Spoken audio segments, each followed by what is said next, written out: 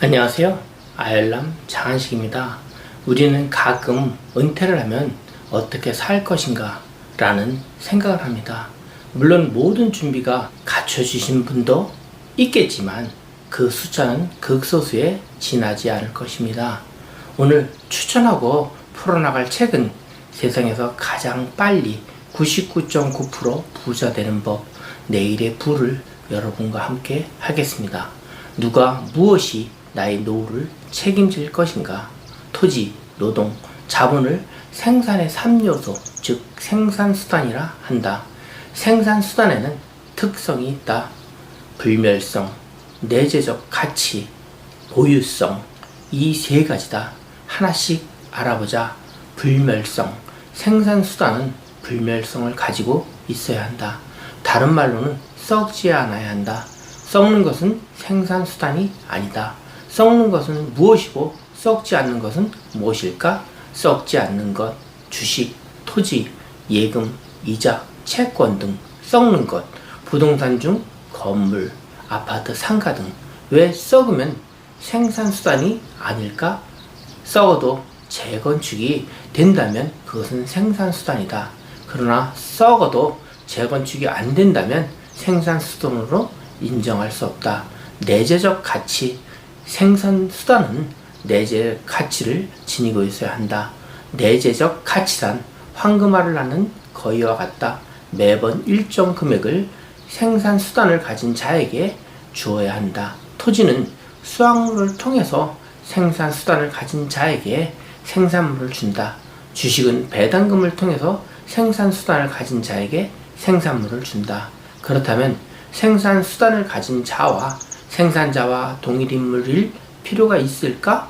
그럴 필요도 없고 그렇지도 않았다.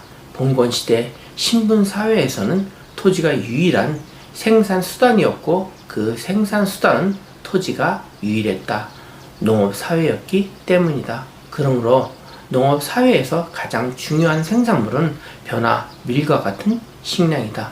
토지는 어떻게 획득해야 했을까? 상속받거나 빼앗거나 둘 중 하나였다. 따라서 당시에는 토지를 빼앗기 위해 정복전쟁이 수시로 일어났고 대부분의 경우 토지를 획득하는 통로는 상속이었다.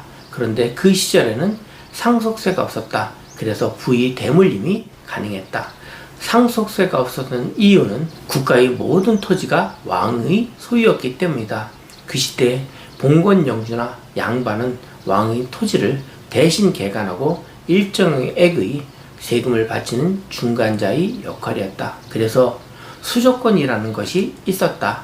수조권이란 역사에서 주로 사용되는 용어로서 대상으로부터 조세를 거둘 수 있는 권리를 의미한다. 현대 국가의 경우 행정적인 능력이 미비로 인하여 관리들에게 관직의 복무로 인한 대가를 일정 지역 농토의 수조권을 주어 관리가 직접 징수하는 형태를 보이고 있다.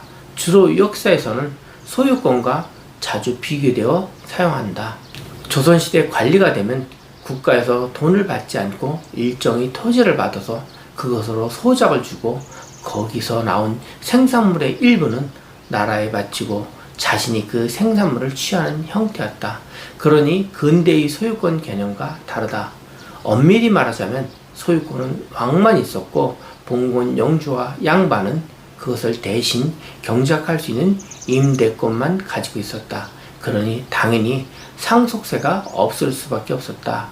양반이 역적으로 몰리면 모든 토지가 국가로 몰수되는 이유도 원래 왕의 토지였기 때문이다. 만약 왕의 소유가 아니었다면 토지를 경매로 넘겨서 팔아나온 돈을 국고로 환수하는 절차를 거쳐야 했는데 그러지 않았다. 조금 더 깊이 들어가 보자. 그때도 화폐는 존재했었다. 그때의 돈은 어떤 역할을 했었나? 동산을 사는 역할은 했으나 생산수단인 토지를 사는 역할은 하지 못했다. 그리고 돈이 굉장히 천시했다. 셰익스피어의 베니스 상인을 보면 샤일록이 나온다.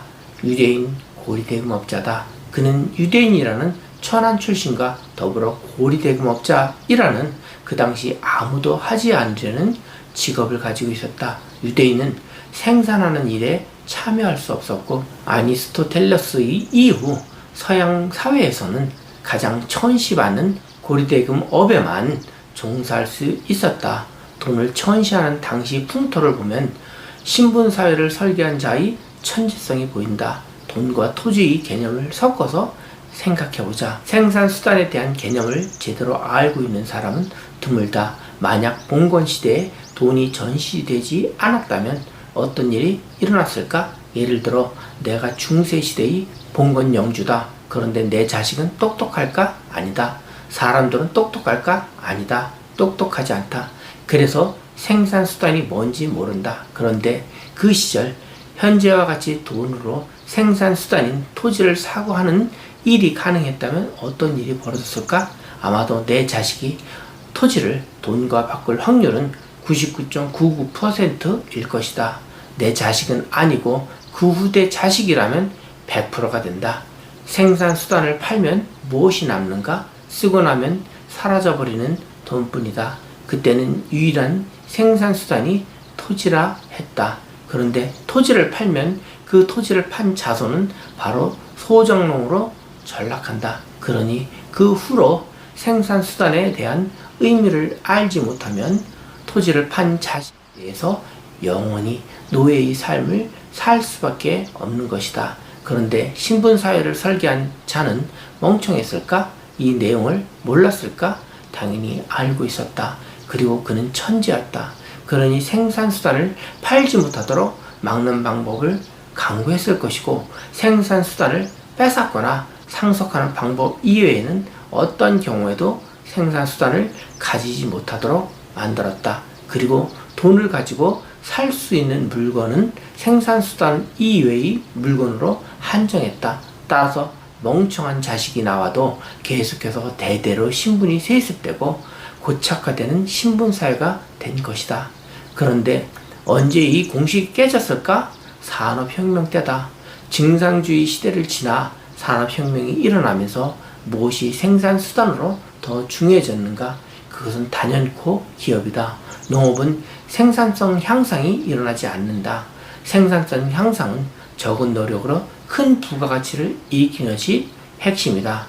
농업이 생산성 향상으로 커다란 부가가치를 일으킬 수 없었던 이유는 통일벼 등의 품종 개량으로 논에서 쌀 한 가마니가 2가마니로 늘어날 수는 있었지만, 그렇다 하더라도 100가마니는 나오지 않기 때문이다. 그런데 기업은 그것이 가능하다. 마이크로소프트의 윈도우는 처음 만들 때 5천억 원쯤 들었다 하더라도 두 번째 CD부터는 아예 돈이 들어가지 않았다. 그러니 처음이 어렵지. 무한의 부가가치를 만들어내는 것은 제조업, 서비스업을 하는 기업이지 농업이 아니다. 그래서 생산수단으로서 중요해진 것은 기업의 주식이 된다. 처음으로 돌아가 기업의 주식은 생산수단이 될 수 있을까? 기업이 생산수단이 되려면 불멸성과 내재력 가치라는 두 가지를 요소를 모두 만족해야 한다. 기업은 썩지 않는다. 물론 망하는 기업은 있지만 100년, 200년 가는 기업도 있다. 그리고 앞으로 더 오래갈 기업이 생길 수도 있다. 그리고 내재적 가치의 핵심은 부가가치를 만들어내는 능력인데, 부가가치를 만들어내는 기업의 능력은 토지와는 비교가 안 될 정도로 탁월하다. 그 능력은 제조업보다 서비스업이 더 뛰어나다. 산업혁명 이후 생산수단이 토지의 생산물에서 주식의 배당으로 옮겨간 이유가 여기에 있다. 사회주의를 제외한 자본주의에서 말이다. 보유성, 불멸성과 내재적 가치를 지니고 있어도 보유하는데 돈이 많이 들어가면 생산수단으로서의 가치는 현저히 떨어진다. 예를 들어 빚을 너무 많이 지고 산 부동산이다. 부동산이 올랐어도 이자를 계산하고 나면 남는 것이 없거나 오히려 마이너스일 때 보유성이 떨어진다고 볼 수 있다. 그렇다면 앞으로 우리는 어떤 일을 해야 하는가? 산업혁명 이전의 유일한 생산수단인 토지를 사 모아야 하는가? 아니다. 토지는 도시화의 결과물일 뿐이다. 즉 토지는 제조업 공장이 많이 들어설 공단을 조성하는 데 필요해. 국가에서 수용을 했기 때문에 토지의 상승이 일어났고, 그 주변에 출퇴근할 수 있는 거리 공장에 근무할 근로자들이 숙소를 건설하는 과정에서 신도시가 생겼다. 그러나 향후에는 세계화의 영향으로 도시에 산업단지가 생기지도 않고 대규모 신도시가 생기지도 않는다. 그러니 토지 공시지가는 올라가도 토지 보상이 대규모로 일어날 가능성은 거의 희박해졌다. 과거 토지 가격의 폭등은 우리나라의 특수성, 즉 신흥국에서 선진국으로서의 이동이 일어난 세계 유일의 나라이기 때문에 가능했던 일이다.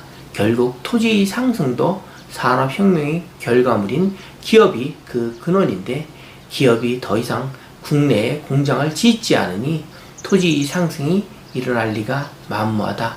결국 산업혁명 이후의 생산수단인 우량한 기업이 주식을 사모으는 것만이 자본가가 되는 길이고 노예에서 벗어날 수 있는 길이라 할 수 있겠다. 이제 우리 앞에 놓인 안개가 조금은 걷히기 시작했다. 현대인에게 가장 좋은 생산수단은 우량한 주식이며, 주식은 사고 파는 것이 아닌 모으는 것이다. 국내를 벗어나 세계적으로 우량한 주식을 사서 모으는 것만이 유일한 길이며, 그 기업들도 생각보다 훨씬 많이 오른다. 이처럼 안개를 하나씩 걷어내다 보면 밝은 미래가 보일 것이며, 세상에서 가장 빨리 그리고 가장 안전하게 부자가 되는 방법을 당신도 이해하고 자기 것으로 만들 수 있을 것이다. 인내심과 집중력을 갖고 차근차근 따라와 주기 바란다. 세상에서 가장 빨리 99.9% 부자 되는 법, 내일의 부 중에서 작가님이 책에서 말하는 부자 되는 법의 핵심은 이번에는 주식을 모아야 된다고 결론을 주셨습니다. 여러분의 비밀 주머니 속에 우량 주식을 하나씩 모아서 부자가 되는 길에 줄을 서는 하루가 되시길 바랍니다. 감사합니다.